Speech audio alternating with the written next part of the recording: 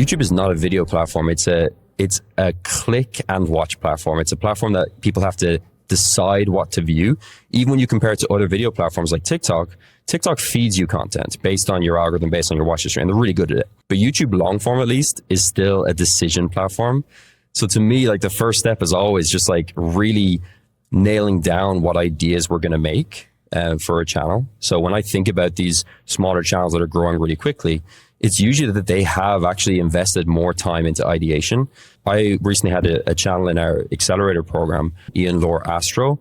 He's an astrophotography channel. And there was nothing terribly wrong with how he was making the videos. Like, the videos are pretty good, but they were doing 2,000 or 3,000 views a video.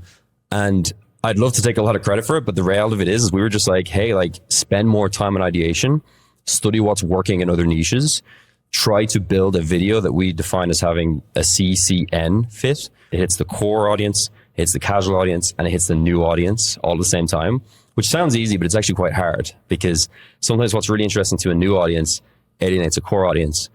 And sometimes what's really interesting to a core audience is just narrowing the total potential market the video can hit. He changed it from maybe being a situation where he was spending 5% of time on idea, title, thumbnail, to maybe spending 30% of time on idea, title, thumbnail. And he made a video that got 1 million views and did, I think, 270 times his average viewership. Just a video just with astrophotography at different time levels. And it was built on a format that had worked for other people. It was really interesting to see just how big of a multiplier YouTube can be. Can you break down why that title thumbnail works as opposed to, like, I photographed the Milky Way? I think because immediately that poses like an interesting question of, like, what do the different levels of time investment look like for this thing? There's also like a clear comparison, whether it be a body transformation, whether it be like a $1 jet versus like $100 billion jet or whatever. I think viewers are just fascinated by comparisons and seeing how different things take different amounts of time or investment. And also that format makes for a really interesting thumbnail, because you can show the different levels of effort and how that photo ends up coming out.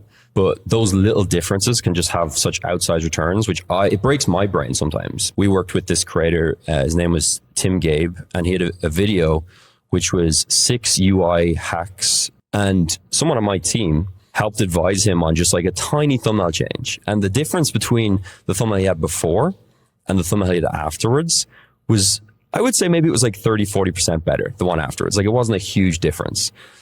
But the video ended up getting 40 times more views per day.